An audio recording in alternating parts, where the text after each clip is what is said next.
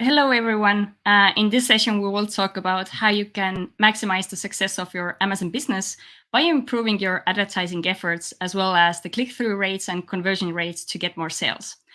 Today, my guest is Chris Rawlings from Sophie Society, and he will show a few case studies how brands have been able to get more sales while still being profitable. And he will also share a few secrets about how to use brand owner tools such as A+ content, brand story, and storefronts. He is also ready to answer all of your questions, so definitely use this chance to get some expert advice for your business. So stay with us, and I hope you will learn something new during today's webinar. And now let's also welcome Chris here. Hi, I hope you're doing great during this busy Q4, or how has it been so far for you? Yeah, it's been super busy, super busy. But yeah, that's good, right? Busy is good. I think busy is good. Yep, uh, exactly. are you already looking forward for the end of the year to kind of wrap everything up? Yep. Yeah, I mean, it's you gotta started. We're playing it day by day. At this point, this is like a lot of brands make like half of their sales in this 6 week period. For the whole year, I would say, especially certain brands in really giftable categories. But that's why I've got my Santa suit on, dude. Like we're providing the world with gifts. The gift So of you know charcuterie boards and things of that nature. So you know. sounds good. So the thing is, you're a frequent guest on on our channel, and when we do these kinds of webinars, we have a lot of long-term friends and fans joining us, but also a bunch of new people who are new to Orange Click and also new to you. So as always, let's first start with your short introduction. What are you doing in Amazon space, and yeah, why you're here today? For sure. Yeah. So my name is Chris Rawlings, although this month I like to call myself Chris Kringle because I very dive into the Christmas spirit and the holiday spirit in general. And I have been selling on Amazon since 2015. I had a desk job, started my first spinal health products brand through a mix of luck and really good product design, grew that to a 7-figure brand in a very short period of time. It ended up being one of the top brands in my space, which is a very competitive space. Grew an international team, started traveling the world. And then I came back, put down roots, and started investing in other brands, getting advising other brands, and now partnering with and serving brands through my company, Sophie Society, where we take over the ads of brands and we boost their conversion, their click-through rate, and their traffic all at once to skyrocket them. And we'll be talking about a few stories today that relate to how we do that. That will preface the AMA that we're doing. And I'm a little scared, but also excited to see what kind of questions people have because I did say in my post anything. So maybe I shouldn't I, have been so broad with it. yeah, I just wanted to say I just saw a recent social media post from you, and you really emphasize that people can ask anything. But mainly, this webinar is about all questions related to driving traffic to your Amazon product page or stores, as well as click-through rates and conversions, just to make sure that everything you do on Amazon is done in the right way and kind of support your growth. So as Chris said, we will first go through a case study where Chris is able to dive into details of one brand and how they were able to improve their results. And after that, Chris is more than happy to answer any questions. So already now, if you have any questions, type them in the chat box, or just when you're listening to Chris, leave everything to the comments because yeah, we will then continue with the questions and answers. So I think we're Nice. ready. So share your screen. And I would also like to remind that anytime you learn something new during today's webinar, or if you're just having a good time, don't forget to like this video and also subscribe to our Orange Click YouTube channel. Chris, I guess you're already a subscriber, right? Oh yeah, big time, long time subscriber. I think I was the first subscriber. I don't know if you could look up that data, but Might I'd be give it a good difficult. chance. Okay, but yeah, go ahead, share your screen, and I'm gonna pull it up for others as well. Cool. All right. So sharing now. Let me know if you guys can see this okay. Not yet, but hopefully You should it's see a gonna. Miro board. Yes, yes. Now we are on it. Nice. Cool. Okay. So everybody can see this, right? What's that? Yes. everybody can see. So this is a brand. I just picked out a recent, growth story that I could show you guys that happened recently. This is just in the past couple months. This is a brand that I really wanted to dive into the actual nitty gritty of the brand with you guys, but unfortunately, they're doing so well. They're kind of afraid that that people will steal their idea, so they didn't want to include their actual brand information. But what I could do is tell you guys exactly what we've done to work on this brand to achieve some of these results. This is a consumables brand. And basically, there are four major domains, four major pillars that we use on this brand, and also lots of brand. I've copied some other stories here for you guys as well of turnarounds and growth stories, so I can give you guys a little bit of insight about how we were able to achieve these results.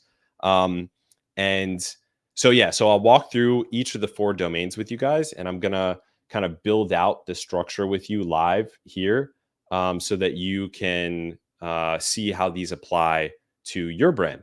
And even though this brand we help these guys crack 7 figures a month. That was like one of the really big goals, really big milestones for this brand, and we're able to crack it. And actually, since this data is goes up to October, but we've since surpassed that way significantly. But I mean, that's because it's end of year sales rush. But we're on track to keep that trend going throughout the rest of next year. And this brand is really just on an exponential growth curve. And I'll walk through the four main things that we did to make this happen. So the first one is using PPC data to feed back into the thumbnails. This is I said this one first because this is one of the main things that everybody always overlooks. Is everyone talks about PPC and traffic and keyword negation and bids and budgets and all that stuff. And then the next topic is converting that traffic to purchases, right? But there's a step in between the traffic and the conversion, which is the click, right? Because you have the search, then you have after that the thumbnail, the click, then after that you have the conversion. So people skip this step in the middle here of getting the click. So the key is to feed the PPC data back into the thumbnail. And the main way to do that is you look at the buyer intent groups that are being searched for the product, and you highlight the ones that are getting lots of conversions, but a low amount of clicks. So your click-through rate is lower than benchmark or lower than your average for the product for these buyer groups, these keyword groups, but your conversion rate is higher than average. Boom. As soon as you see that in the data, that's like an indicator you could instantly get more sales, more profit by fixing that. And the main ways to fix it are split testing the primary image, changing around the order of keywords in the title or adding keywords to the title. And then the ones that generally affect click-through rate across all keywords are your badges, your coupons, strike-through price, anything like the climate pledge friendly badge, small business badge, things of that nature. And then if you can get subscribe and save, if you're a consumable, that has an impact on as well. And then of course there's review number and review star rating, which have an impact on your click-through rate as well. But if you can, specifically for the buyer intent groups that you identify, if you can solve those first two things, the split testing of the primary image and the title, you can dramatically change the click-through rate. So what's an example of this? So say I'm looking at my data in Campaign Manager and my search term reports, and I see that I'm getting a lot of conversions for all the search terms relating to pain relief, say, because we're talking about a consumables brands here. So this supplement might be used for a lot of different things, but pain relief is a whole group. There's like hundreds of keywords that have the term pain relief in them. We'll group those into one buyer intent. And then we're going to look for that group. This is one of the benefits of grouping your keywords by buyer intent and not some other way. If you have them grouped by buyer intent, you could draw insights from it. So if all the keywords in your ad set are one big buyer intent, you now see if the click-through rate and the conversion rate for those keywords is below average or above average for the space, or below average or above average for the product. And then you can use that data to make changes. So that pain relief, this is actually something that might get you banned because it falls into potentially restricted terms. So maybe another good example would be like, now I'm trying to think of one that wouldn't get you banned because we're talking about supplements now. But say it's capsules. Maybe that's one. People specifically looking for capsules. That could be a whole buyer intent group where there's dozens or hundreds of keywords with the word capsules in it. And for some reason, once they get on the listing, they buy it. It's a high converting term, but the click-through rate is below average. It might be 0.1 or 0.05, something like that. A good click-through rate is usually between 0.2% and 2%. So the click-through rate is below average. The conversion rate is above average. And how do you know this, by the way? You could see it inside your campaign manager if you have your search terms properly categorized and you haven't mixed up different products in different portfolios. You have good, orderly PPC. But also, you can use the search query performance report to get an understanding of, by search query, which things have lower than benchmark click-through rate, but higher than benchmark conversion rate, or the other way around. So that's a first big thing that was done that juices it. Many of you guys have heard me talk about this before, but this company, Zesty Paws, this was actually started by a former client of mine, AJ Patel. I'm going to go to their Amazon listing here. This is funny because a lot of people actually, this is how I search Amazon. I search Amazon with Google. And apparently 1 out of 4 people actually search Amazon with Google. It's something to keep in mind when you're sending Google traffic. So this brand dominated their space. This ended up being one of the biggest exits in brand history, Amazon brand history, with $600 million exit because they got the clicks. If I search probiotic bites, like this listing jumps out at me because it has the keyword that I'm searching on the actual image. It's a super bright color. It takes up the whole space. And then if I look at the actual thumbnails, which I don't have here, let's see if it's shown here.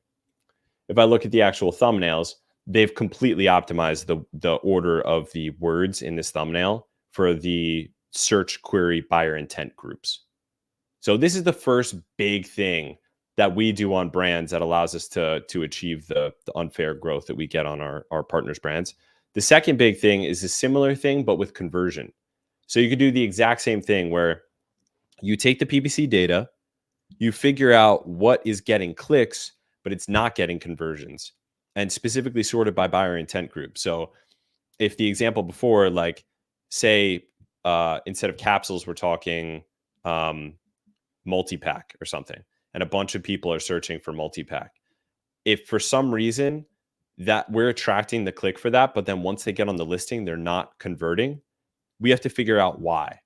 So it's something in the secondary images, it's something in the bullets, it's something in the A+ content, it's something in the brand story, it's something in the top voted reviews. Something is keeping these people that you're getting a lot of traffic for, but the conversion rate is below benchmark for the space, or it's below average for the product. And then you figure out how to fix it.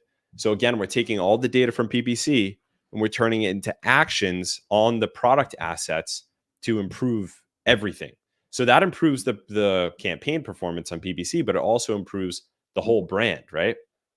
So taking PPC data, turning it into actions that affect conversion rate by buyer intent group, that's the other big secret, the other big thing that we always implement. And this is like, if you have a quality product and you have good enough reviews to compete, this literally can just explode your growth.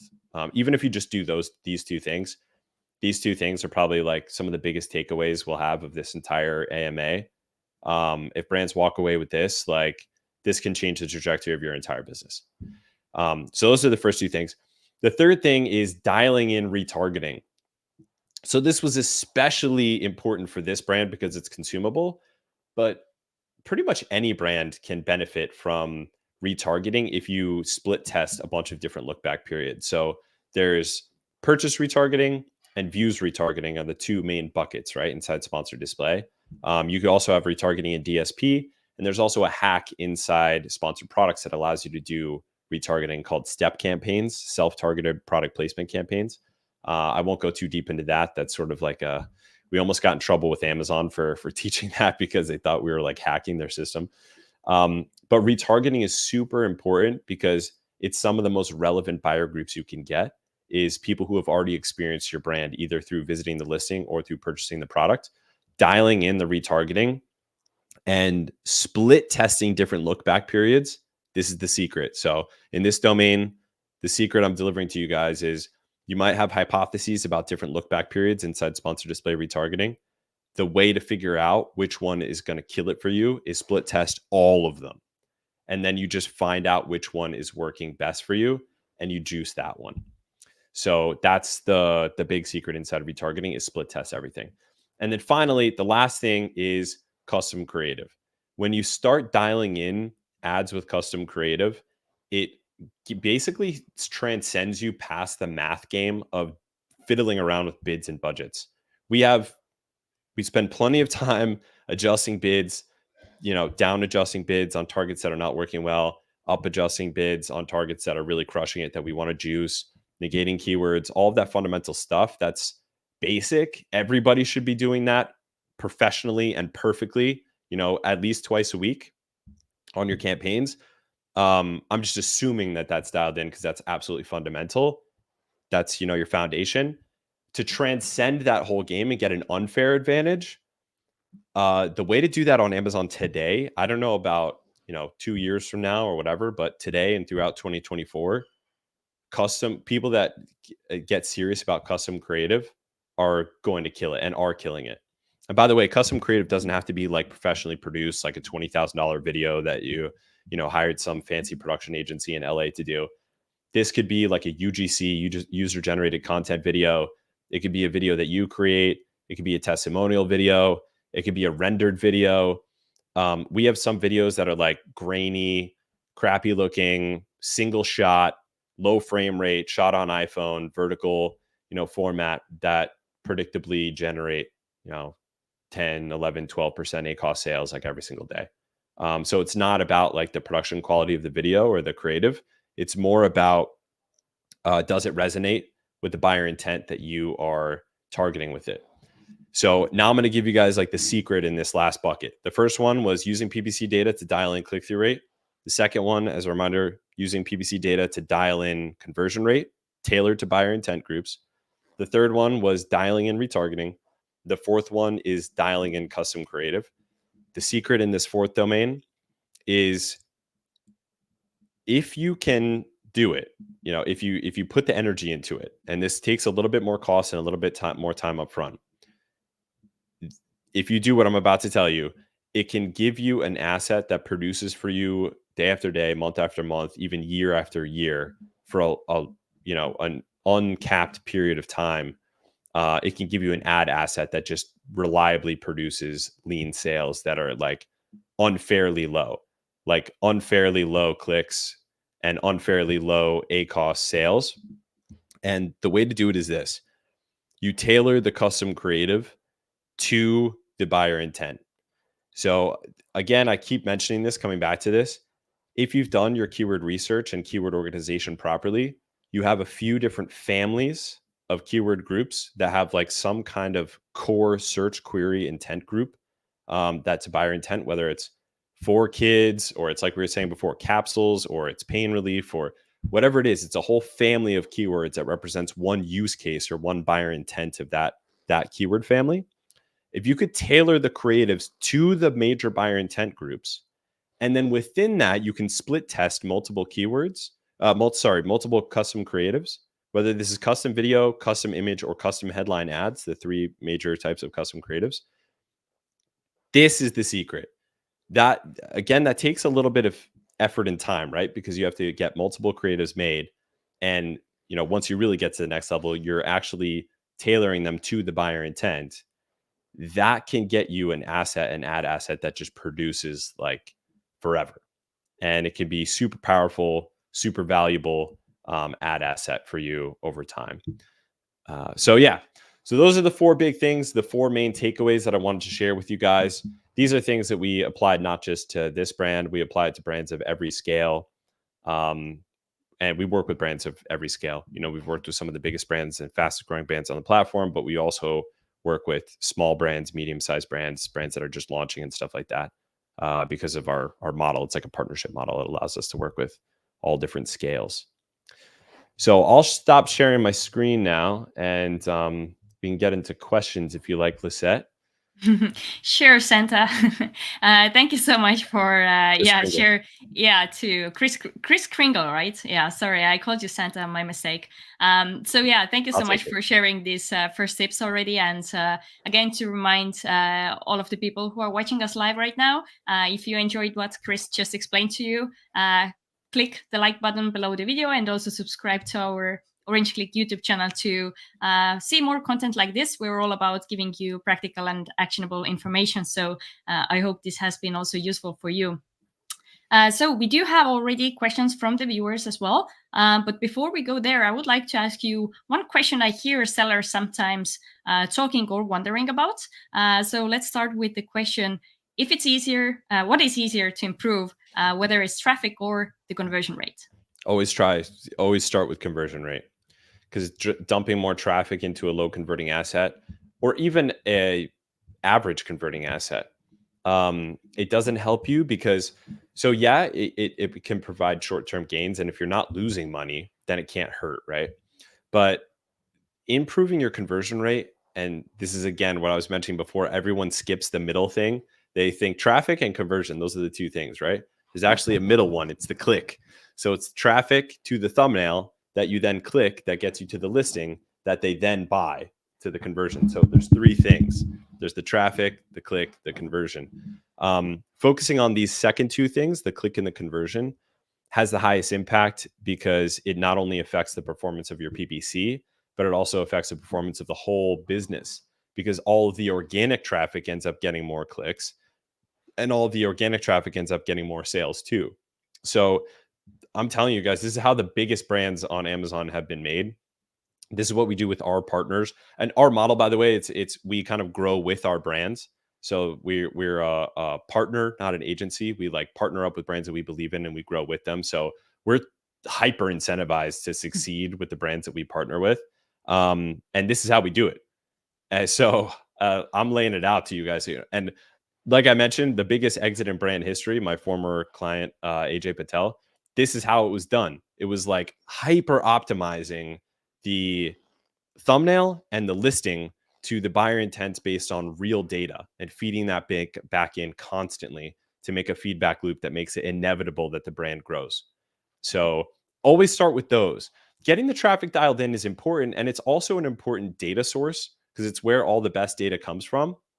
But the traffic is nothing without the click and the conversion. So those two things should always be the priority. And it's not like a thing there is one like big push you need to do once you get enough data to really just, you hone in kind of 80% of it. But that last 20% sharpening, you never really get there. You have to constantly be sharpening it, constantly be looking at the data, constantly be feeding it back into asset changes to make those click-through rates and conversion rates, make sure that they're always above average. Yeah, I always love how you bring examples from real life and real case studies. And that's why I also emphasized in the beginning of the webinar that today it's an extraordinary chance to ask questions from you, because you're doing it practically every day on a daily basis. So it's very interesting to hear your insights. And that kind of leads to the next question as well from Luis. So he has high click rate. High click rates, but low conversion rate. So they have taken a look at the listing, copy, photos, and reviews. Everything kind of looks good. So what else can they do? And maybe also you can give some ideas how to, for different sellers, good also means different things. So maybe there's some kind of way how to kind of double check those elements. Yep, exactly. Yeah, so click-through rate is one it's a little bit tougher to benchmark than conversion rate, because conversion rate you could benchmark so many different ways. In Product Opportunity Explorer, you see it. Inside the Search Query Report, you see it. Actually, inside Campaign Manager, it will now tell you a benchmark for conversion rate right inside Seller Central, inside the Amazon Ads Campaign Manager. So there's a lot of ways to effectively benchmark conversion rate. Click-through rate is more difficult. You can kind of back calculate it from tools in Brand Analytics and Product Opportunity Explorer. But the main thing that we actually do is benchmark click-through rate against the product's own historical click-through rate. So if you have a campaign or a keyword group and you see that the click-through rate for that keyword or that keyword grouping or that keyword buyer intent is lower than the average click-through rate for the whole product, then you know to focus on that buyer intent or that keyword group, and fix something about it inside the thumbnail, whether it's the title, the primary image, or the other stuff like badges, coupons, reviews, etc. So that's honestly, it's better to benchmark against yourself. The other way to benchmark it is inside the search query report, and you'll actually see if you're getting a higher conversion share than you have click share for certain search terms. That's another great way to know that you have to work on the click-through rate.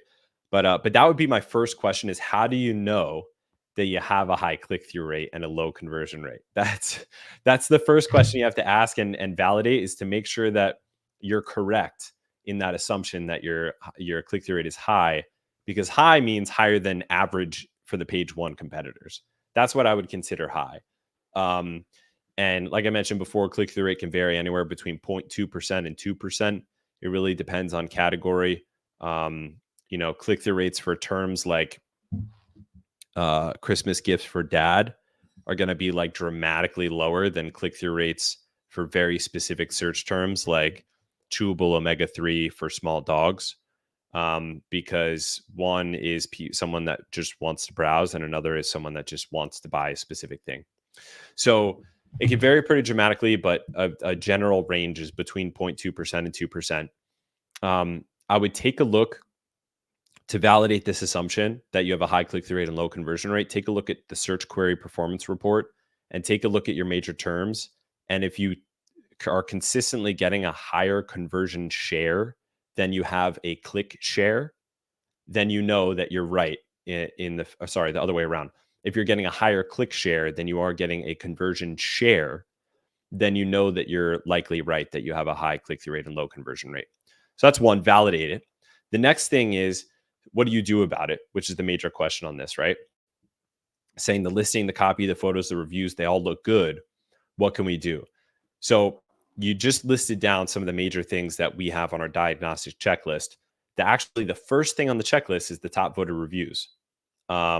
So it's like the last thing that you mentioned is the first thing that we look at, because that actually has the highest impact on conversion rate, which is annoying, right? Because it's something that we can't directly affect, but you actually can impact it in compliant ways.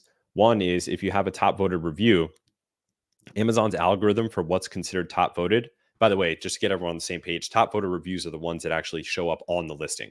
You don't have to click into the reviews to see it.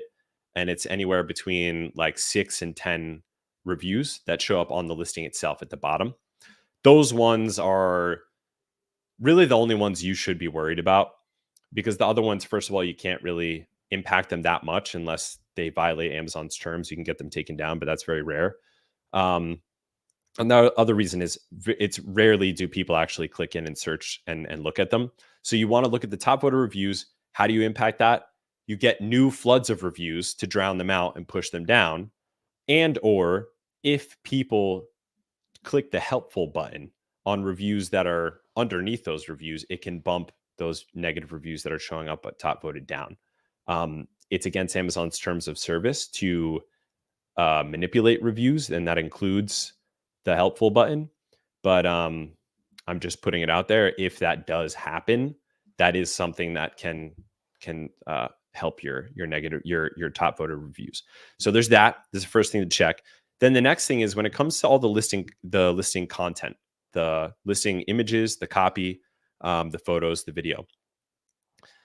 Going back to what I said before about buyer intent families. Sorry, Chris, I'm gonna before you continue, I'm gonna jump in and say that you asked about where he gets some of his data, so he actually sent another message and said it's from the search query report. So yeah, he's checking the data from Amazon.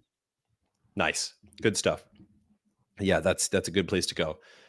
You'll also see it, in your campaign reports, but yeah, that's a good data source, at least to be able to compare conversion rate and click-through rate. So when it comes to the listing content, take a look at your search terms, your top search terms. And if you haven't already done this, organize them by the buyer intent or the semantic core of the term. So like I said before, it could be there's a bunch of searches about kids under 4. There's a bunch of searches about chewable. There's a bunch of searches about for my child, and there's a bunch of searches about capsules. Those, group them up like that, and then organize your campaigns in such a way and your ad groups in such a way that you can actually see how they perform compared to one another. This long term will get you the data that you need to make the changes in your listing copy that will increase your conversion rate. Because you'll say, okay, a vast majority of my traffic is coming from these 6 keyword families. One is just like the ones I mentioned before. I won't keep thinking up new random examples because I don't know what your product is. But these major keyword families, these major buyer intents, I need to make sure that my listing copy speaks to each of these. And so the listing copy might look good generally, broadly, subjectively. But then when you compare it to these buyer intent groups, it might not speak particular to these buyer intent groups. And this could be the avatars of the people that are in the images. It could be the features that are highlighted first. It could be the benefits that you're really harping on or showing visually or showing an engaging way. It could even be how you're telling the brand's own story inside the A+ content in the brand story module. So all of this stuff should be hyper tailored towards these buyer intent groups that provide a vast majority of the traffic and the conversions. That's how you fix an issue like this. And it is a long-term process to get this done, because you have to constantly have that feedback loop in place. But if you continuously look at the PPC data and you continuously turn it into insights on how you can change the thumbnail and how you can change the listing, you have a machine that's just always getting better and better at attracting more clicks and constantly getting better and better at attracting more sales. And that's what you want. You want that positive feedback loop that never ends. Yeah, I think if you would have seen the product, then probably the problem would have been solved because even without seeing the product, you were able to give, I think, quite many good takeaways for Luis to go back and check his product. So thanks for that. Then we have another question from Ronnie. So he is a new seller, launched my new product 3 months ago. However, I haven't had the expected outcome. So I have changed and optimized the listing and configured some PPC campaigns. And now comes the second part. But how can I improve my campaigns to get more clicks and orders for a product with low reviews, and considering it's still new on the market as well? Yeah, good question. So this is tough to come back from a launch that didn't go well. You get this 35-day honeymoon period where Amazon gives you a little bit more leeway and you can rank a lot easier.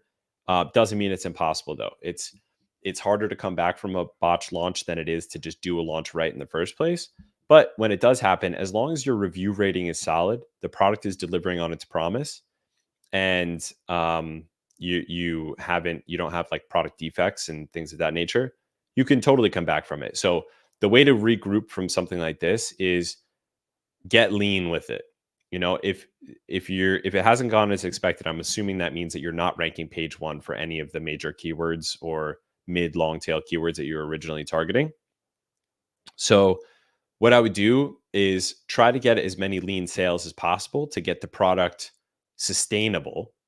If, like I said, all the other things are in place, you have a good enough star rating, you have, the product quality is delivering on its promises. This product still has promise. It still has potential. And it's not one to cut or give up on. It just means you have to get more serious about finding the targets that actually convert. So go deeper on the keyword research, go really deep on the data that you already have from your PPC campaigns, and focus only on the leanest targets. And by target, I mean search terms or other products and other ASINs that you're advertising on. So if you have that data already from the PPC campaigns you already have, just lean it out. Negate the keywords that are not providing a lot of sales. Negate the ASINs that are not providing low enough ACOS sales. Negate any of these campaigns that are not doing well. Just shut them off and focus only on the targets that are working well, which will, it's going to lower your ad spend a bit, But if you need to kind of like regroup and make sure this product is sustainable before you go back to really trying to go hard on it and ranking. You can put really lean campaigns in place that will provide you lower ACoS sales. Like one example of this is the step campaigns that I mentioned before, where you can target your own product in a product targeting ad with exact match. This will show the ad only to people who have visited your listing recently, like even within the past couple seconds. So that's a really powerful way to get low, lean sales. Another way to do this is you could do category targeting, where you target only products that are much more expensive than you and have a lower star rating. These campaigns can find really good product targets that are lean, low ACoS targets. Again, this will tend to be a lower volume of sales, but you're just trying to go cockroach mode and make sure that you don't have to kill this product. So get as lean as you can, see how lean you can go, and see if this product can be sustainable economically. And then once it is and it proves itself sort of again, you can then regroup and determine which keywords are converting highest. Use those to be your new targets for ranking campaigns.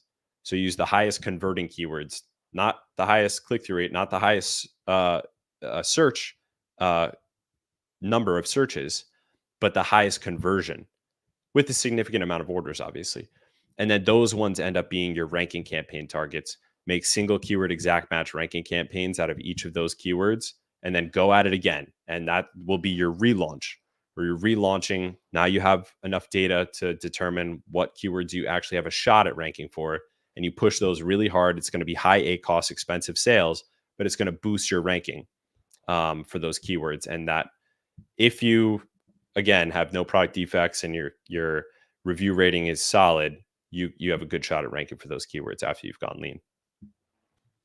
Okay, sounds good. Thank you so much. So, Chris, you're kind of bringing this holiday vibe to our channel today. Yes. So I was thinking to ask from you, holidays is all about being kind and giving back. So what do you think, why people should support us today with liking this video and also subscribing to Orange Click YouTube channel? Because it's in the giving holiday spirit, dude. What does it cost you to just click like? Everybody should do it right now. In fact, I'm going to do it. I'm going to do it. So I set a good example for all of you. So follow Chris Kringle's example, like and share this video.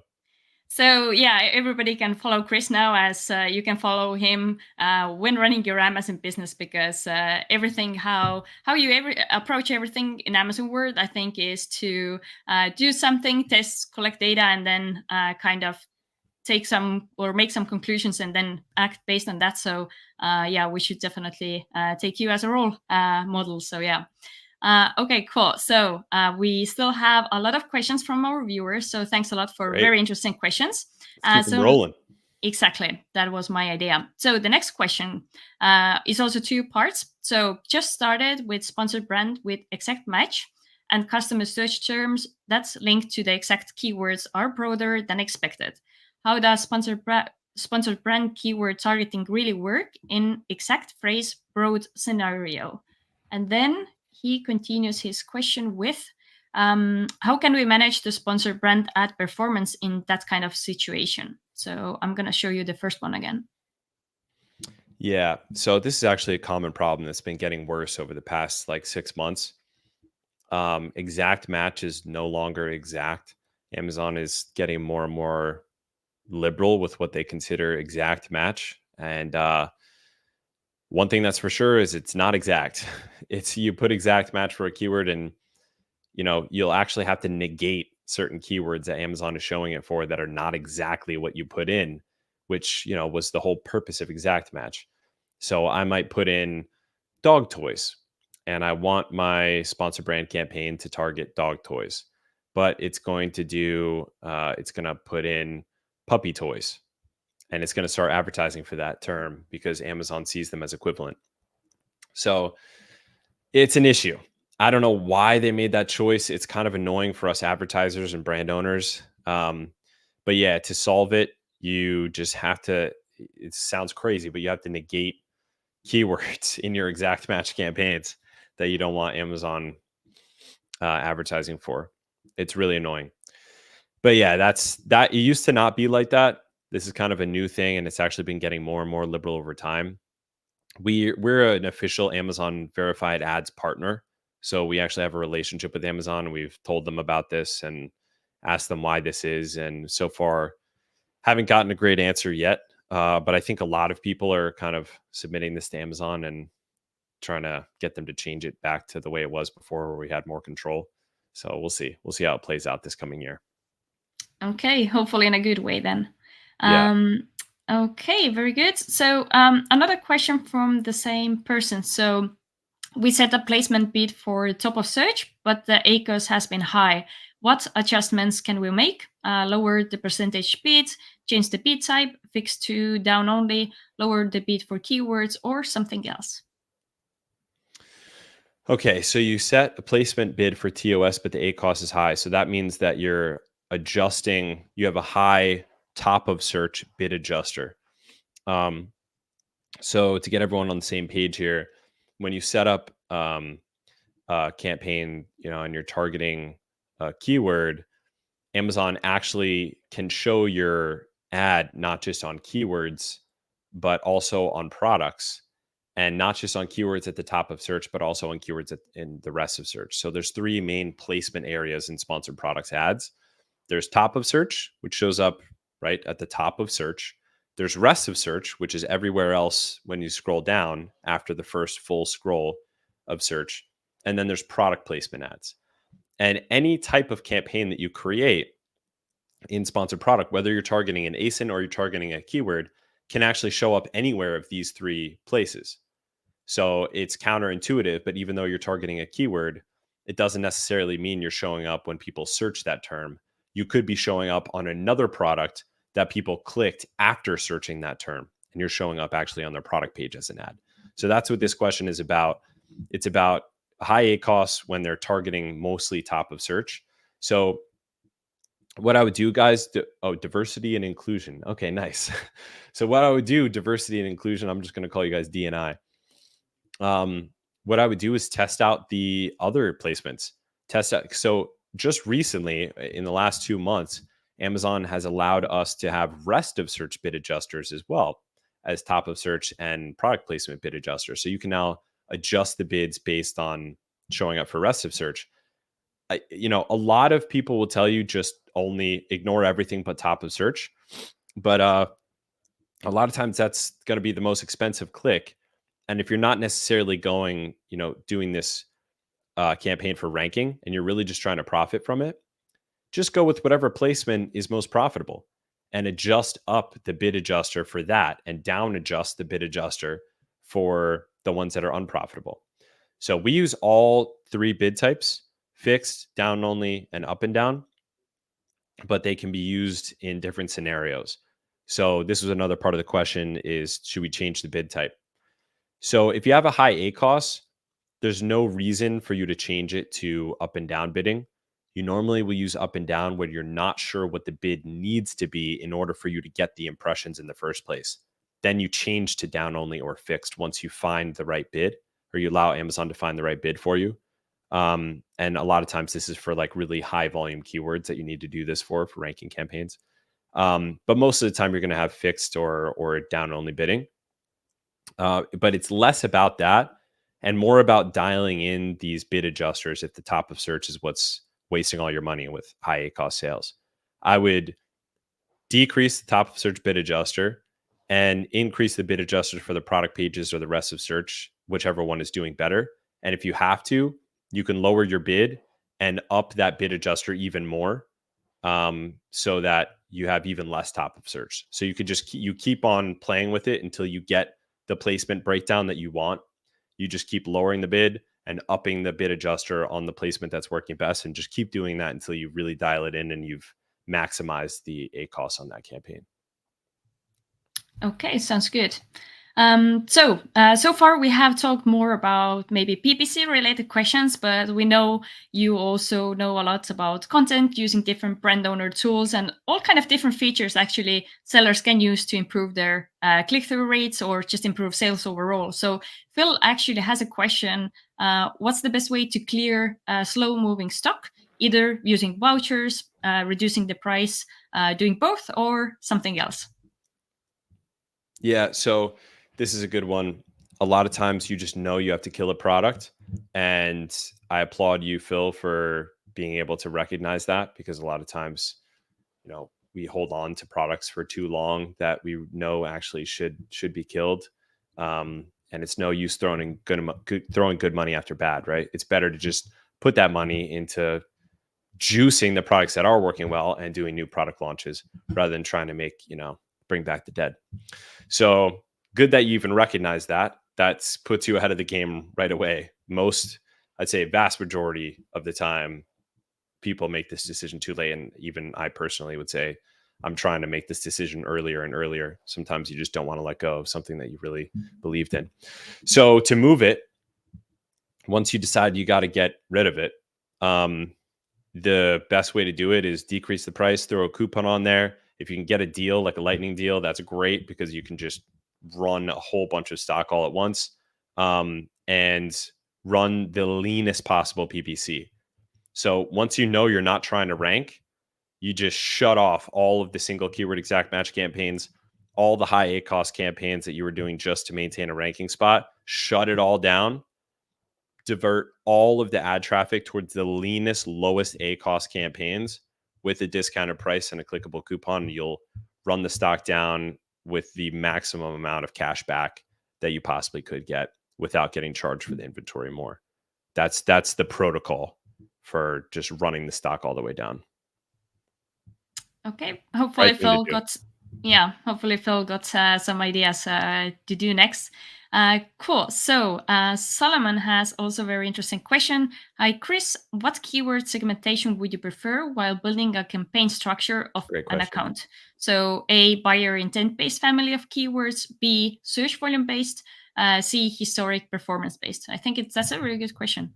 Yeah, it's a really good question. So, in fact, we actually do both A and B. Um, I wouldn't do historic performance based. That's because you'd have to constantly be regrouping them, because that's always going to change. But if you do buyer intent based and search volume based, uh, you're going to be, if you use either of those, you're going to be using the historic performance as time goes on to inform, what keywords go into that. Not just your original keyword research you did back before the launch with Helium 10. So the historic performance will be baked into both A and B, but either A or B are the right answer. You could do either. Group it by search volume or group it by buyer intent. So there's benefits to both. If you group it by search volume, it allows you to kind of easily, at the glance of an eye, have a prioritized list on your campaigns and your ad groups that need the most attention in order. And it also allows you to have sort of like a farm that consistently pulls out the keywords with the search volume you're looking to rank for next for ranking campaigns. So if you're starting with longer tail, lower volume, but super high relevance keywords, and then you're building up from that, a search volume based split helps you accomplish that easier. But the downside is you don't get to see performance based on grouping. So if you are in a space where there really is a specific few families of search query buyer intents or search query groupings, and I've said a bunch of examples of these already: chewable, capsules, kids under 4, toddlers, unbreakable, underwater, waterproof. There could be a bunch of these. Usually it's between half a dozen and 2 dozen. But usually it's, somewhere between half a dozen and a dozen, I'd say is where the biggest groups fall. What this allows you to do, and is super powerful, is those 2 feedback loops that I mentioned in the beginning of this video, where you take the PPC data and you inject it back into the listing and thumbnail assets based on the buyer intent of that search query. So, and this is the rocket fuel that can power the business.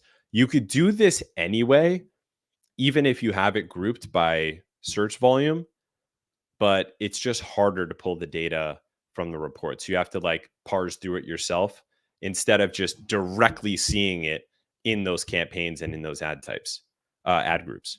So my number one pick would be buyer intent based family. Number two pick would be search volume based, but really either can work. Those are really great question. Okay, thank you so much. And I think we have like at least one of your fans here, because Leon is asking, Chris, you're the man. Where is the sword? Yeah. Oh, where is it? I should. You have it? Next. I actually do. Yeah. I have it right here. So let's see. And then maybe you want to tell the story of it as well to others. I always have it with me. So now you hear me again. So I wanted to say, maybe you want to tell the story of it before we continue with the question. I'll unsheath it and just show it. Intimidate everyone out there with my huge, heavy sword. This is actually how I cut my my veggies up. I do it right here on my desk. I just cut with my sword. Everything I do. I open boxes with this, everything. This is my multi-tool. So as everyone can see, is that you're not only talented in reading the data and optimizing product pages and stores. You're actually really funny as well. Yeah, and you're actually really funny as well. So so let's continue now with the question, because he actually posted a question. So yeah, he had a question as well. So do you lower your ad spend on an item once the conversion rate is super high? Is there a point where you start optimizing for the profit? Lower your ad spend when the conversion rate is high. Oh, he means to start pulling profit out. Yeah. So when you have a high, conversion in this case, we're talking about unit session percentage, like broad conversion across the whole listing, not CVR. That's campaign based, and it's more about PPC conversion. So yeah, when you have a super high conversion and you're ranking top of page one for the major keywords, that's the time where you can dial back your ranking campaigns that are really high ACoS campaigns, and you play with it. It's like a dance. Like once we're ranking top of page one for our target search terms, and we usually pick out five primary search terms that we want to rank for that are high volume and high relevance.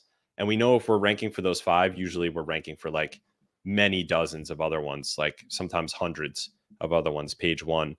So those five are kind of our indicator keywords. Once we're ranking top of page one for those five, especially the main one, if there's one main one, some products have a main one, some don't, then you can actually dial back those really aggressive campaigns. And that's when you go into what we call harvest mode. It's like the third stage of a product life cycle.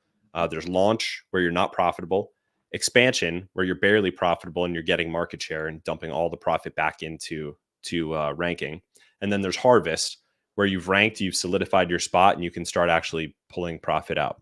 So in the harvest phase, you dial back your ranking campaigns as much as you can without losing position.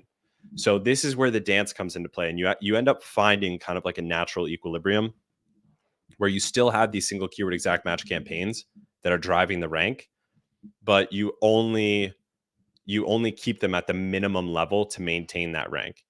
So if you turn them all the way down and you see your ranking starts to drop, you turn them back up and your ranking comes back up. You find that middle zone where it's maintaining your ranking. It's just the bare minimum amount of spend that you need on high ACoS, top of search, single keyword exact match campaigns to keep you there. And so that allows you to lean down some of your most expensive campaigns, right? Then you go deep on the leanest campaign types there are, which are usually retargeting campaigns. And a lot of times it's ASIN targeting campaigns on really weak ASINs that are new or have bad ratings and stuff like that. And also custom creative campaigns. So these three types end up being super lean. So you dial back on these really expensive campaigns. You start dialing in the campaigns that are way lean. And there's a whole other protocol that will run on the product itself outside of PPC to lean it down.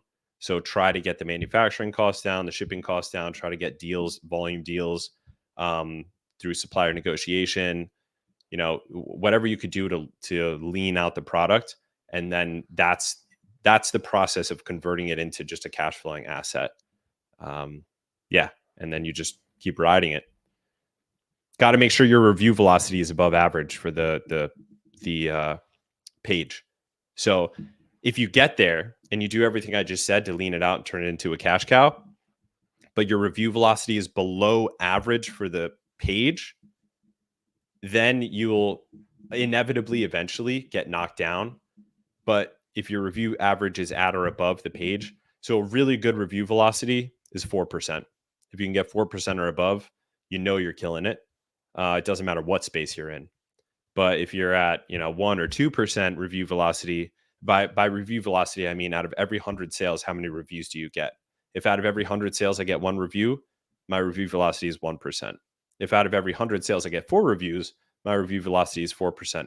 Once you're in the harvest stage, one of the critical things is making sure that your review velocity is at or above average, because it means in the race with everyone else, generally you'll be getting further and further ahead, and that means you'll always cement that spot that you're in.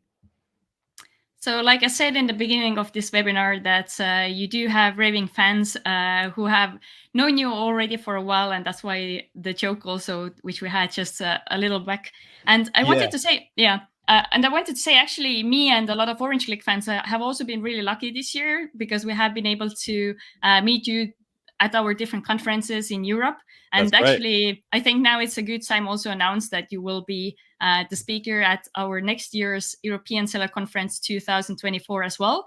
And not only will you be a speaker, you will actually host a workshop as well. So let me just quickly pull up the event website just to give a few details about it. And then I will ask you to introduce your topic as well. So yeah, our next biggest event will be in March in Prague, Czech Republic. It's called European Seller Conference. And at this event, about 200 experienced sellers and experts from 40 different countries will come together to network, but also learn from the best. And we will have different Amazon experts from Europe and US and Canada flying in. The event is broken down over several days. We start off with the VIP day. Then we will have 2 main conference days full of insightful presentations. And the day after the main conference days, we will have advanced workshop, which this time you are the host. As I said, we will have a lot of different speakers. You might see familiar faces here, and also definitely new faces, because we are always trying to include fresh insights from people who are sellers or experts in the industry. And as I said, Chris, you are also one of the speakers. So tell us very shortly, what are you going to cover with your presentation? Yeah, this time I'm going to be going over using custom creative in PPC ads to get an unfair advantage. So this is with the 4th major domain we talked about in this earlier case study that I mentioned, where custom creatives can be used to transcend the game of bids and budgets. So there's the whole math game of Amazon PPC, right? Of just diddling around with changing a bid by 1% up or 1% down, or messing around with the budgets, all of that, the targeting, keyword negation, all that stuff, that's all a math game. That's something that there's simple formulas that can be followed to do that properly. But custom creative is a way to transcend that entire game and just get an unfair advantage against everybody. And in other ad platforms, like Facebook advertising, for example, everyone already knows that the creative is the key. That's like, the creative is everything. The actual managing of the ad placements and stuff is just a side thought when it comes to Facebook. It's all about the creative. But for some reason, that hasn't reached Amazon yet. And we're using this to get an unfair advantage with our brands. This is how we grow our brands. As long as our brands can commit to getting the assets in and created, we can split test custom creative until we find one that works really, really well, and then juice it. Keep dumping more energy, more budget into that. So I'll be talking about how to create those, some example case studies of those, some different categories of how to create it, and what to do if you've never done one before, how to create your first one, how to split test, all of that stuff we'll be diving into in my presentation. Very cool. And they already opened up the advanced Amazon workshop sub page as well. So your workshop is called Amazon Brand Transformation Workshop. And it will take basically 1 day for participants to be in an intimate environment together with you to go through this hands-on workshop. So basically it will be divided into two main parts. So maybe shortly you can also tell us what exactly you will be going through with the sellers at the advanced workshop. Yeah, so this is going to be really exciting. So this is a full day workshop where you basically come to transform your brand. There's two major elements to it. There's like the tactical and the high level strategic. So we're going to go deep in tactical so that people can come out with hard, immediate results. And this is really for active sellers because we can have an impact on your existing products now. So we'll be going through basically a similar process to what I was talking through with that 7-figure a month brand earlier in this call, where we're actually going to use your own data, and there'll be a little homework that you come with in order to be able to take the actions right away. Use your own data to determine what changes need to be made inside your thumbnails and your listings in order to have instant impact on the amount of traffic you're getting and the amount of conversion you're getting without any additional ad spend at all. And so you come in with the brand you have, you leave with a brand that's getting more traffic and more conversions, because these changes are instant. Like as soon as you're able to make the changes, you might not be able to make them all live in the workshop, but you'll have the action plan for exactly what you need to do by the time you leave. So this is really exciting. I'm really, really stoked for it. That's the first half of the day. The next half is we're going to be going into the strategic plan for how to build the company that's needed for you to get to your goal. So we'll be talking about how to hire, how to onboard people, team building, what the team should look like at different scales, where to find candidates to bring on, what kind of management structure you need internally to be able to run a healthy company, what to measure, KPIs, tracking, reporting, all of that stuff. So I'll be diving in to have a hard, concrete result of literally, just more profit, more sales. And we'll also be zooming out to look at the long-term strategic vision of what needs to be done on the brand and the company as a whole to grow, to achieve whatever the actual exit that you want, or future potential brand that you want, the outcome that you want. Very cool. So hope to see everyone in Prague in March 2024. So learn more about European Seller Conference by clicking on the link in the video description, and head over to see other speakers as well and learn more about the event and also get tickets. So me and Chris could meet you there, right? Yes. Come hang out with me and Lisette. We also have a really good time after the events too. There's really good bonding. It feels very tribal. That's what I always tell Lisette and Augustus after these events. It's like a Exactly. tribe. It feels very, it's not like going to these huge Amazon events where it's like a million service providers all hawking you. It's like there's kind of like a trust, like everyone gets to know each other and nobody can really be a jerk, because then they would be called out immediately, because it's like a very tribal sort of like family like atmosphere. It's very unique. It's definitely like one of my favorite events in the space. I look forward to it every year. Cool. Thank you so much. And yeah, we're looking forward to see you too. So as always, you still have a lot of questions to answer. So let's get back to the questions, and let's start with very interesting one. I don't think I have ever seen this question before. So this is about A+ content, and the question is there a way to bulk delete all images in the library? We have uploaded images in low resolution and would like to now replace them with better quality images. So is that possible? Yeah, I mean, you submit A plus content, new A plus content, ASIN by ASIN. So you're gonna have to resubmit for each ASIN. It sounds like you might have hundreds of ASINs, which yeah, that can be annoying as heck. that's why when you have hundreds of ASINs, you really need like admin staff to be able to push changes. But yeah, it's ASIN by ASIN. I know it's Okay. annoying. Yeah, well, we will survive.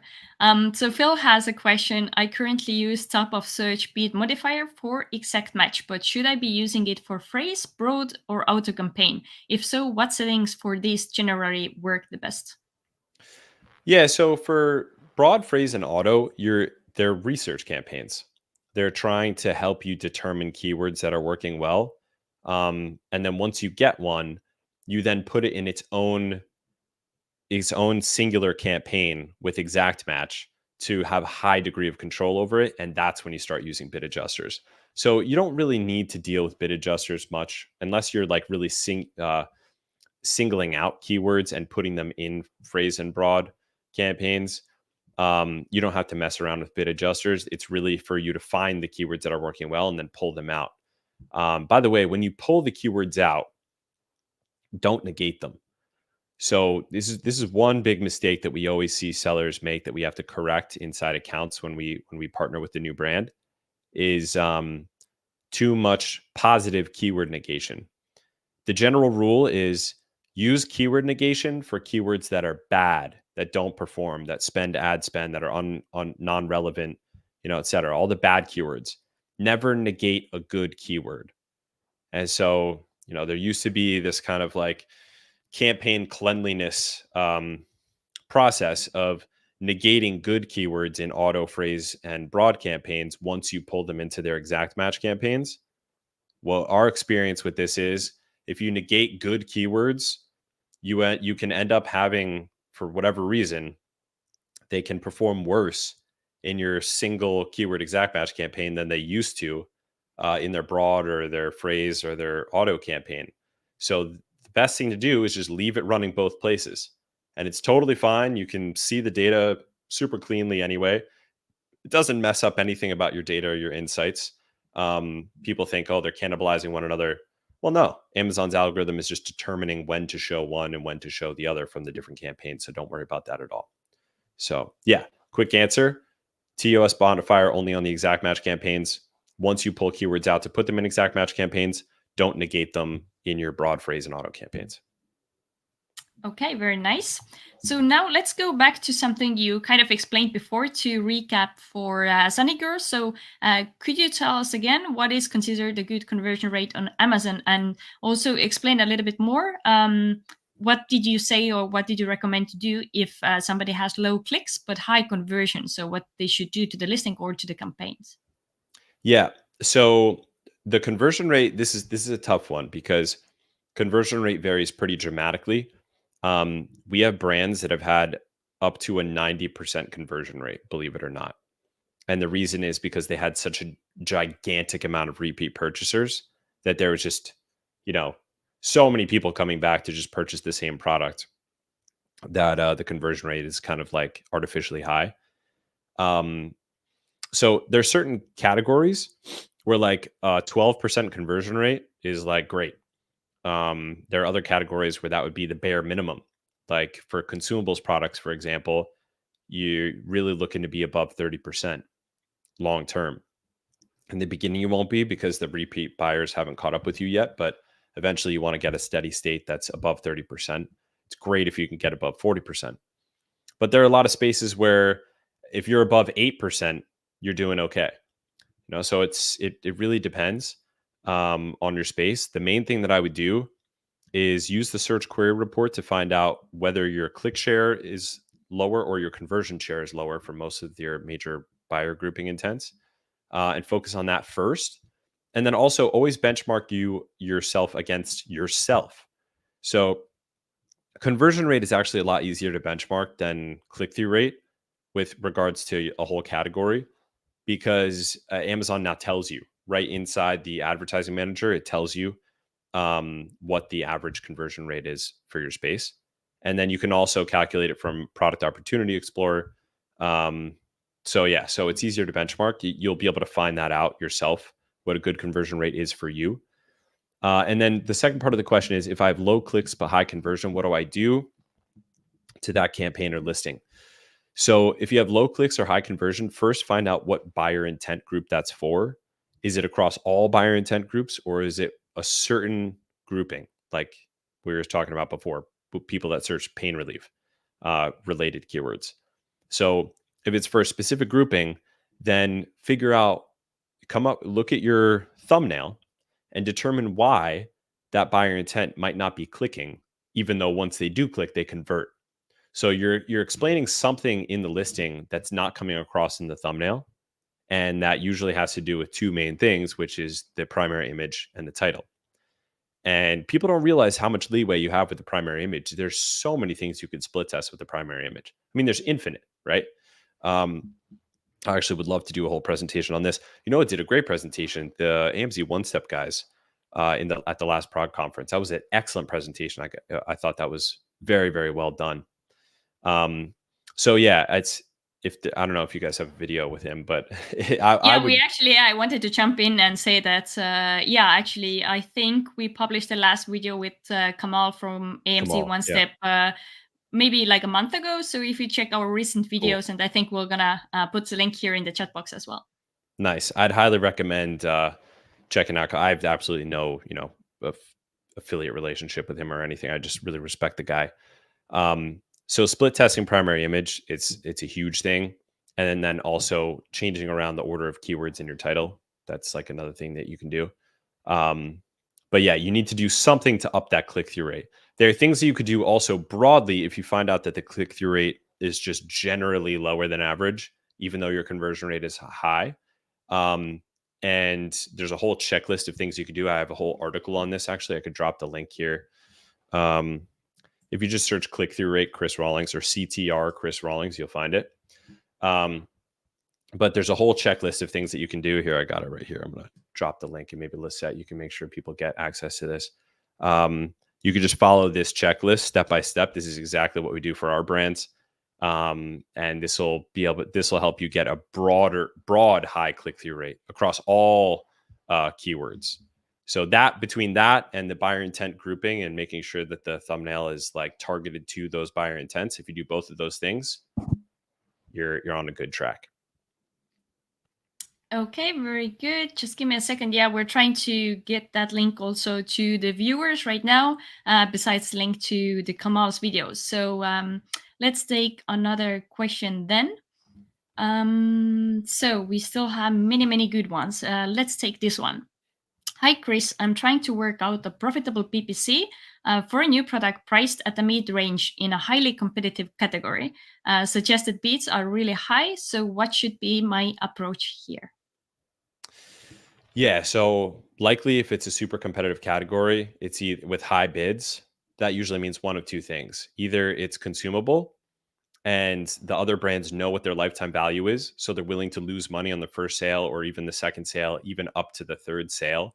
So that means 300% ACoS, right? If I'm losing money all the way up to the third sale, in order to get that first sale, because they just know their lifetime value. Those types of categories can be very competitive on a CPC cost per click basis. The other thing it could mean is that it's a high price product. So if you're priced mid-range, but the price is $70, the CPCs objectively are going to be high. But that's okay because, your ACoS should still be healthy. So what do you do in this scenario? One is if you don't have a super high launch budget, but you have really high CPCs, it's going to be difficult for you to compete on those high volume main keywords and get top of search for those because people are bidding just outrageous sums. So you either have to unlock the budget, and there are a lot of ways to increase average order value and increase lifetime value and the time to second purchase that you can do to change your economics that allow you to spend more like those other high competitive brands are spending. But you could also go lean, where you're really just targeting the leanest targets first and trying to get lean, low ACoS sales first, and then moving up the chain and getting more and more competitive. Obviously, the best way to go is to launch aggressively on all of the keywords that you want to rank for first, because during that honeymoon period, Amazon gives you sort of an unfair advantage. So ideally, that's the way you go. But if you don't have the budget to do that and the CPCs are crazy, you can go the lean methodology. Another thing that you can do here to get an unfair advantage is get scrappy and creative about the custom creative in your ads. So one of the best ways to do this is sponsored brand video ads. If you can get a sponsored brand video ad that really is dialed in and really crushes, it gives you an unfair advantage where you get lower CPCs than everyone else consistently every single day. It could be way lower. It could be like, a third or half of the average CPCs for the space because you got creative that just really resonated. And there's a whole process to this. If you come to the event in Prague, I'll be walking through the whole thing. But the main thing that you want to keep in mind when creating these creatives is the first 3 seconds is so important. It's like 90% of the game is the first 3 seconds. The rest of the whole video, if you have a 30-second video, 90% of the success or failure of the video is in the first 3 seconds. Only 10% of the success or failure of the video is in the last 27 seconds out of those 30 seconds. So those first 3 seconds, focus 90% of your efforts on those first 3 seconds. And that's one of the secrets there. Show the product in action or with the major feature or benefit that you want to highlight, especially if it's connected to the buyer intent. You can get some really good unfair advantages there and surpass the game of bids and budgets that everyone else is playing. Very cool. Seems like the questions keep coming, but you don't run out of answers. Everybody's kind of sticking with us and are spending this evening or morning with us as well. So great to have everyone here. So let's jump to the next one then. So what would be the right time period to look at when reviewing PPC? I usually review them once a week, but look at the 30-day period to evaluate adjustments made. Does it make sense, or you would recommend something else? Yeah, so it depends on what your goal is. If you have a launch campaign that's like a single keyword exact match campaign just for ranking, you're really going to be looking at it every single day, constantly adjusting the top of search bid adjuster, trying to get as much traffic as you possibly can from the keywords that you want to rank for, and having a really, really tight feedback loop on that. Our general philosophy is to make bid adjustments twice a week. So you're going to be looking at like the past week's data and the past month's data and cross-referencing it. Just be really careful with the attribution period there, because the sales numbers can actually update depending on the campaign type up to 14 days after the actual sale. So, if you look like 3 days ago, that same date's numbers might be different 10 days from now. So usually it's not going to change that much after 2 to 3 days. It won't change dramatically, but sometimes it does, especially for high price products. People tend to deliberate more, and attribution period can actually make a significant difference in those cases. Okay, thank you for that. So another one comes from Thomas. So he asks, how often should keywords be updated for products while running PPC campaigns? Should you research every 1 month, 3 months, or something else? Yeah, in a sense, they're constantly being updated, right? Because if you're negating keywords based on a specific formula, like for instance, if the keyword gets 40 clicks and no sales, to negate it. Then you're kind of updating your keywords continuously, right? In terms of doing new keyword research, it's, after that first keyword research that you do before launch, you're not really going to do another like keyword research with external tools, because the only keyword research you need is your own PPC data. So as you're optimizing your campaigns, twice-ish per week, depending on the goal type. Sometimes it'll be once per day if it's like a launch campaign. But for campaigns that have been riding for a long time and are consistent producers, it could be once a week. Standard, is twice per week. As you're doing that, you will be like ascending the keywords that are doing well. You'll be negating the keywords that are absolute losers, and you'll be adjusting the bids on keywords that are starting to show promise, and you'll be down adjusting the bids on keywords that are performing not well. And you just do this nonstop, continuously.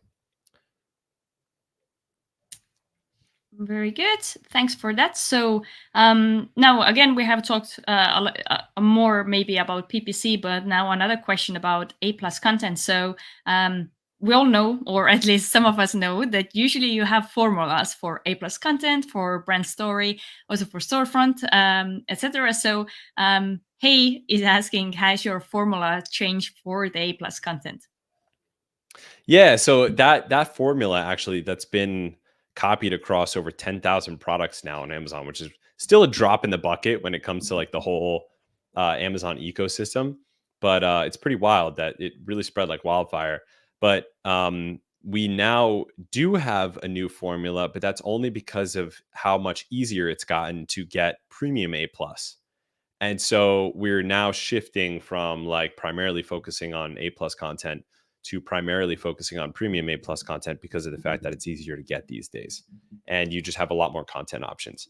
That being said, if you're low on assets, like you don't have too many images and too many, and you don't have any videos and things of that nature, uh, it still works great to use the original formula of A plus content because a lot of that formula you can produce using stock imagery and some simple, good quality Photoshop and images of your product. So that still works great. But if you're really trying to, put everything into maximizing the conversion every way possible and you have good assets, premium A plus is the way to go now. Very cool. Thank you so much. So let's take maybe this question from Phil. What's the best way to scale to increase budgets, increase speeds, do both? Then how much to increase or anything else? Yeah, the way that we view this is sort of like we call it emergence. So the best targets, the best creative, the best look back periods, the best um, placements, they emerge when you're split testing enough different combinations. So you scale by testing a lot of things and then upping the budgets and the bids for the ones that perform the best and uh, decreasing the bids and the budgets or completely negating the ones that do the worst. And this applies to keyword targets, it applies to product targets, it applies to custom creatives, it applies to look back periods. Anything that is a knob or a dial that you can adjust inside PPC can be split tested. And this is what professional management looks like. It means you're putting in place the fundamental structure for good quality PPC and then split testing nonstop what could be working best. And every time you have a winner, you're always coming up with new hypotheses on something else to split test. Another custom creative, another search term, another product target that wasn't available before. And you continuously do this, so you always have the best winner emerging through evolution to the top of the pack. That's what professional management looks like. And that's how you scale. Very good. Yeah, I was waiting for you to kind of wrap it up with something. Yeah. Yeah. Okay, cool. So Tom is asking the following question. So about broad and phrase match. Should we move new search terms that converted from those campaigns to the single keyword exact match campaign right away after the first sale? Yeah, so that's early. To move it after the first sale, you don't have enough data to be statistically significant. You have to wait until you have, so everyone has a different threshold on this. There's actually a formula. We go over this in our profitable PPC challenge, which is our PPC focused digital event. That's actually where the sword is from. I dress like a knight when we do the challenge, and I pull out the sword when needed, as needed. We go over a whole formula for how to determine this. How many clicks with no sales until you negate a keyword? How many clicks? How many sales with healthy ACoS until you graduate a keyword? One is definitely not enough. In terms of how many, this is dependent on your risk threshold and the probability of being right that you're comfortable taking on, but you back calculate it from your target ACoS or your target tacos. So, it may be that once you get 3 sales at your target ACoS, and with your average conversion taken into consideration, you can be 85% sure that this is a good keyword, then that would be a good time to put it in. But with one sale, it's just with n equal to 1, it's not enough data for you to actually make a good decision based off of. At least wait until a few sales have come in, because then it's more probable that that's actually a predictable pattern that will continue on in time. Okay, thank you for that. And before we go into the next question, I wanted to say big thanks to everybody who liked this video after our requests. I don't know if it's the right word to say, but I see so many people liked it after Chris did it. So thank you so much for the support, and we hope to bring more webinars with Chris and other experts to you soon as well. So we have a few more questions before we can wrap up with today's webinar. So let's take one from Sunny Girl. So thinking of custom creative for a sponsored brand campaign, top of search, can you link it to a page in your store to be like a landing page, or just to the main store page? Yeah, you can. Yeah, you could do custom creative on the store spotlight pages, where you either do a custom landing page that shows a collection of the products that you select, or you do a sub page of your store. And you're able to use custom creative in those ads.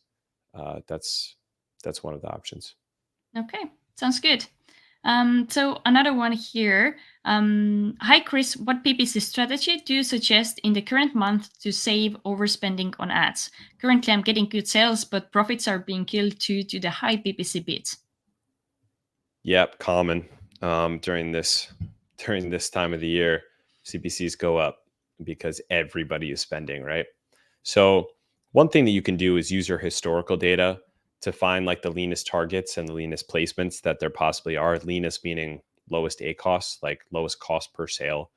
Add placements, add creatives, add targets, and then just focus more budget on those, and just down the bids, decrease the bids on the most expensive targets that are really just like bleeding all the cash. And that can help you get through the holidays. If you're selling a lot, but you're also spending too much to make it worth it. There's no point in spending and making a bunch of sales if you're making nothing on it, right? Unless you're still in the ranking phase, in which case that's natural. But in general, if the product is in expansion or harvest phase, you need to be making some margin. And if you're breaking even or losing money, you got to lean down the campaigns.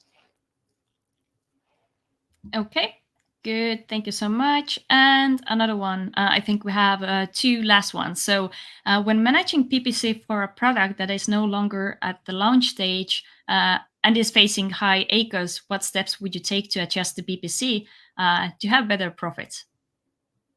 So the first thing is fundamentals.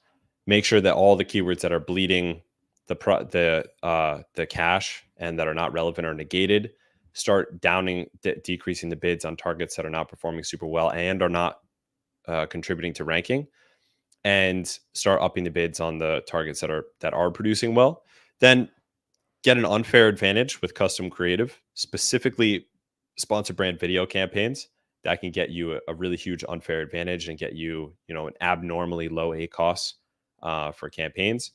Focus on retargeting, split test different retargeting for both page visit retargeting and purchase retargeting until you find the look back period that works best and gets you lean sales, because those can be super high relevant audiences. And then also make sure you're focusing on TACoS, not just ACoS. TACoS being total average cost of sale, meaning your ad spend divided by all your sales, not your ad spend divided by your ad sales. And make sure that you have campaigns that are dedicated specifically to ranking for the keywords that have the highest conversion, and specifically keywords that have an above average conversion for the space, so that you are organically ranking or driving organic ranking for those keywords. And that'll allow you to bring down your TACoS, which is really what matters, even if your ACoS is high for those campaigns. That's one of the most impactful things you can do with PPC, is use it to drive organic ranking, which just gets you, a free flow of sales daily. Mm-hmm. Very good. And actually, the last question is also a little bit about new product launch, but from another angle. So can you share the best strategy as of now for a new launch for PPC, but also would you consider outside advertising from TikTok or Facebook ads when launching new products, because we all know that there's a lot of talks about external traffic and how it helps with ranking, but also that Amazon might really like it. So what are your thoughts on that? Yeah, outside traffic can help. Either TikTok, Facebook, or Google can help with the new launch, especially if the product is like, in Google's case, gets a lot of searches that are information based. In Facebook and TikTok's case is very shareable and unique. And like, eye catching for some reason is not super boring. It's like a passion or a pain related product. So yeah, it can help the launch a lot, especially TikTok right now. TikTok is just blowing up right now. It's crazy. Like, you can get super lean sales from using TikTok influencers right now. But I will say this, you definitely don't need it. Like, you can launch with just Amazon PPC, and these things, if you can get them going, good, but a vast majority of your effort should be focused on dialing in Amazon PPC, because that's where the searches happen. That's where the purchases happen. Amazon literally gives you a platform just for that, and it's going to reward you spending money on their platform. So if you could dial in external traffic, it's very helpful. But for a lot of products, I think brands spend too much of their energy focusing on all of the shiny objects.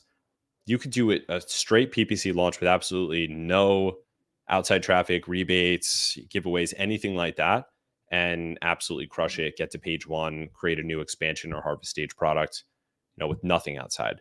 So that always should be priority one. If you don't have that handled, then you're focusing on the external traffic. You got it all flipped. But if you have the PPC dialed in for the launch, then yeah, for sure, focus on getting external traffic as well. Okay, cool. I think that was the last question for today. So thank you so much for sharing everything you know. It's always a pleasure to do such kind of webinars with you. And as we said before briefly, we're so excited to have you as one of the speakers at upcoming event in Prague in March 2024. And Can't not wait. only, yeah, I think you're also excited, right? Yes, I'm stoked. I can't wait. It's And gonna be also, awesome. yeah, and as we mentioned, we will have an advanced workshop the day after the main conference days, and next year you will be hosting it. So everyone who is deciding to opt in for the advanced workshop can spend the day with you, going very into details with all of the different discussions about the click-through rates, conversion rates, traffic, but also about how to build teams. So we're super excited about it. So go to the video description to click on the events website to learn more and also get the ticket. So yeah, I hope you're excited, right? I am stoked. Come along, guys. Come out to Prague. See me in person. Let's hang out. And thank you guys all for showing up today. It's been awesome. Really great questions. Really, really insightful questions. People are also saying they enjoyed it a lot and are very thankful for you to take the time to join us. Great session. I hope we see Chris more frequently. Appreciate you bringing so much value every time. So yeah, I think everyone is happy, and we can now go and put everything into action to actually make some changes in our business success. Awesome. Much love, guys. Thank you, everybody. Thank you, Lisette. This was great. See you next time. All right. And now I would like to invite you to watch other videos we have recorded with Chris Rawlings about how to optimize your A+ content, how to set up brand story, and so much more. So go ahead, check off all of those videos we have on our Orange Click YouTube channel.